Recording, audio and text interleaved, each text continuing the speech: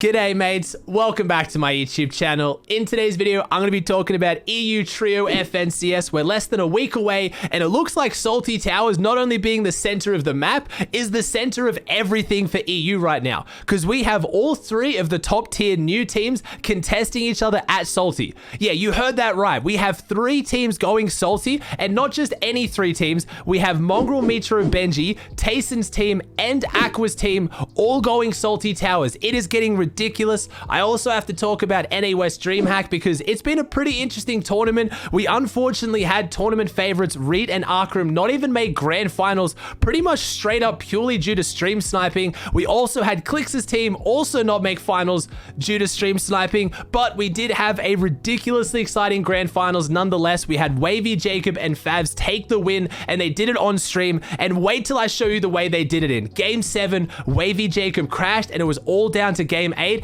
and it's got to be one of the most exciting finishes to a tournament I have ever seen. I was waiting to make this video because I really thought that things would change. I thought one of these teams would have 100% left Salty by now. I thought something would have happened, but no, these three teams are still all going at it at Salty Towers. And in case you don't know who the teams are, or you haven't been following EU, we currently have Mongraal, Metro, Benji versing iDrop, Tayson, and Savage versing Aqua, Wolfies, and CRR. Those are 9 of the biggest names in EU all dropping on top of each other. Now, the first scrim that saw all these guys verse each other to figure out what the hell was going on, unfortunately no one was streaming it. I've gone back in the VODs, I've tried to find even just kill feed information from other teams that were playing, and everyone had anonymous mode on. However, a lot of the pros took to Twitter, they started beefing, they started talking their talk, and it looks like, and again, this isn't 100% confirmed, that MMB, Mongraal, Metro, Benji, was dropping on iDrop, Tayson, and Savage at main building. Apparently they won that fight almost every single time. However, Aqua, Wolfies, and CRR that would drop on the outskirts of Salty Towers would push in and wipe them out every time. Again, this wasn't verified, so I didn't want to make it its own video, but however, we have had some conclusive evidence as of today. We had the Baguette Customs run, which if you don't know is the French pro-only EU customs, and in those games, we didn't have Tayson, iDrop, or Savage play, which pretty much left it that where Aqua, Wolfies, and CRR could go toe-to-toe, head-to-head with just Mongraal, Metro, Benji, and it didn't go the way you'd expect. There were 4 games, and if you check the leaderboard, I'll put the link in the description down below, but I'll show you it here. We had Benji, Fishy, Mongraal, and Metro go down all 4 games and not get a single kill. In 4 games, they did not take down Aqua, CRR, or Wolfies a single time. Not just win the fight, they didn't get a single kill. So I have no idea how it's ended that way. Again, neither teams were streaming it, so we couldn't actually see how the fights went, but that is a ridiculously pretty, like, you gotta stamp your mark on this drop spot somehow. When you're facing the best of the best teams, you've really got to do something big to come out on top.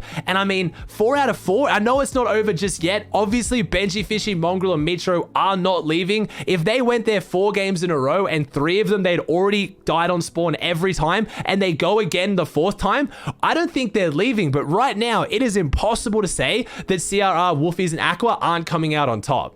Either way, all I know, these 3 teams will not last to Salty Towers. 2 of them are gonna have to leave. This drop spot will not sustain even 2 of these teams, let alone 3. So you gotta think, where else are they gonna go? But almost every single drop spot on the map has been claimed in EU. It's a lot harder to see because mainly with the way EU practice works with, again, like those Baguette Customs today, it's very rare to get all the teams versing each other because there's so many ridiculously high caliber teams. You can't fit them in one lobby, and language barriers and just personal beef usually stops them all from coming together. So until FNCS starts, we're not really going to be able to see these teams go head to head. And like I've talked about in previous videos, maybe they don't need to, because let's say they all go Salty Towers FNCS week 1. Let's say MMB walks away enough where they can then get top 10 and qualify. They can't play week 2 and 3, so the other teams can go back there again and still qualify. But hopefully they get this sorted before grand finals, because if it comes down to grand finals and Egos trios get in the way and they all still try to drop there, it's not going to end well at all. But like I said, where else is there to go? These teams have formed really late in the season now. You have so many ridiculously good teams that have already staked their drops. Misty Meadows is pretty much held down by the French. You have Thomas HD holding down Dirty Docs now. Rezon, Vidil, and Noah Riley, they've gone from sweaty. They're maybe trying dirty. It is so hard to follow EU drops, but all I know is every single drop spot has at least one insane team at it. I'm hoping in a few more days we'll see what happens and maybe a few more scrims and they'll decide to move and I can make a full EU drop spot video because it's changing so much. We've still got a week to go. I don't want to make it now knowing that one of these teams is going to go somewhere else on the map. So trust me, that video is coming.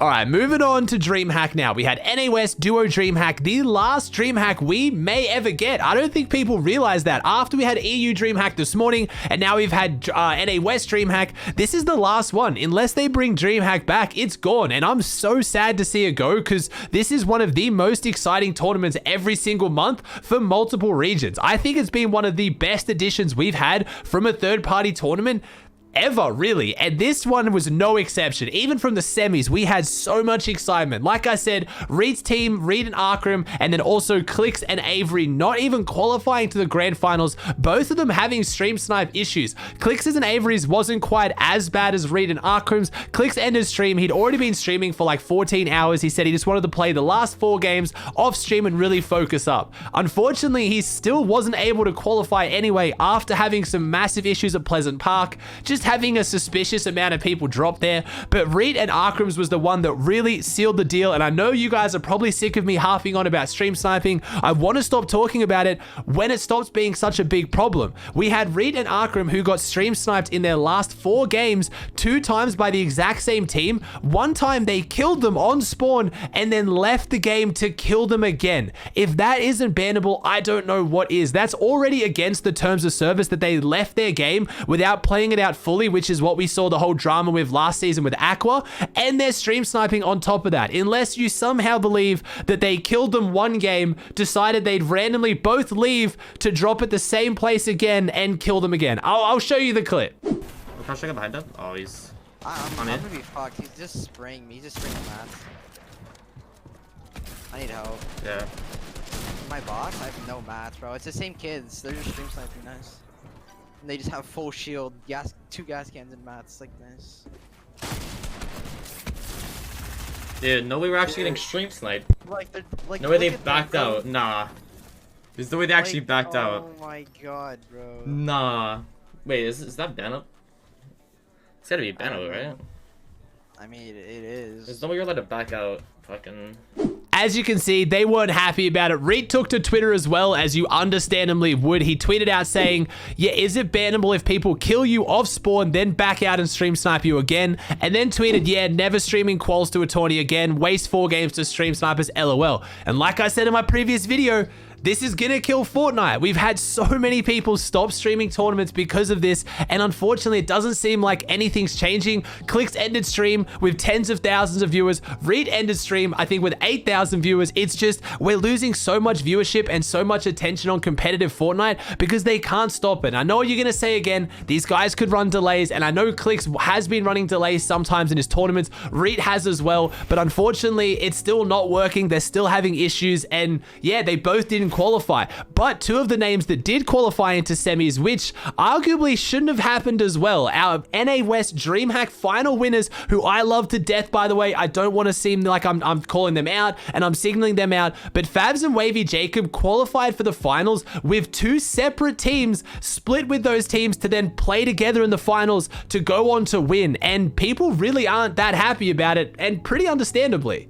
So if you don't know what I'm talking about, Favs and Unsightly played in the semi-finals and came 21st and qualified for the grand finals, and then Leech and Wavy Jacob played and came 47th and qualified for the grand finals. Then they split with each other to play together and then went on to win the whole thing, and it was by far one of the most exciting grand finals I've ever seen. Wavy Jacob was streaming it. It was super hyped. He even crashed in game 7 to then manage to pull it back in game 8. It was just unbelievable. You had Day and Kanata in in first place going into the final game. Day pushing to become the first ever back-to-back multi-region DreamHack champion, obviously having just won East with Clicks, but unfortunately they went down early endgame. Wavy went down as well, and then Favs managed to push on solo and clutch up the win. They ended up winning it by 3 points, which was the difference of 1 elimination in the end with the DreamHack format. But like I said, people are taking it all the way back to, should have they been able to even play in the grand final together? I talked about this in another video a few weeks ago, and again, it was actually talking about Wavy, Jacob, but also Reet, where they played with different teams. So they start off semifinals with one team.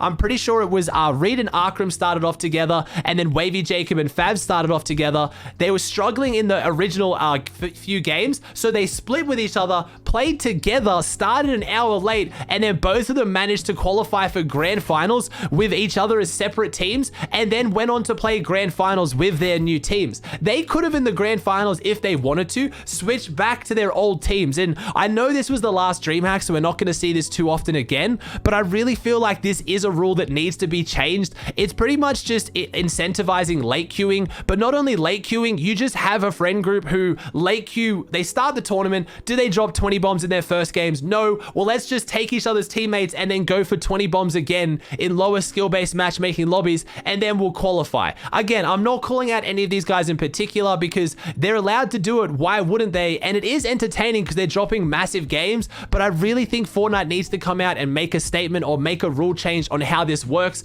At least I would like to see tournaments locked after 30 minutes. Once you play your first game, you are locked in with that team for all rounds of the tournament. And if you don't start your first game within 30 minutes, you're not allowed to play the tournament because again, late queuing is becoming such an issue. Not only this, did you see EU? We had Queasy qualify for the DreamHack finals in 40 minutes. Yeah, you heard that right. He played 40 minutes of games and dropped so many eliminations, they were able to qualify for the DreamHack finals. I know it's only opens to semis, but Queasy tweeted out, yeah, NA West is the worst region, just qualified for semis, and we started with 30 minutes left. And it was ended up being 44 minutes of gameplay, but even then, they qualified to semis starting late with only 44 minutes to play. They got a 33 elim win, an 8 elim 38th, an 18 elim 4th, and a 10 elim 14th, and that secured them qualification into the semis. And again, I know it's just opens, but I really think that Fortnite needs to make a step towards having tournaments close at a certain point to stop all these issues. So you can't late queue, you can't split with teams and make new teams, and once you start with one team, you're stuck with them for the whole tournament, just for integrity. Alright guys, that does it for another video. I hope you enjoyed it. If you made it this far, you clearly did, so please chuck a like on it. Let me know in the comment section down below what your thoughts are on the whole late queuing situation. Do you think you should have tournaments locked, or is that going to be unfair for people who maybe genuinely want to start late? If you haven't already, please subscribe to the channel. It would mean the world to me. Thank you so much for watching. I hope you enjoyed, and I'll see you in the next one.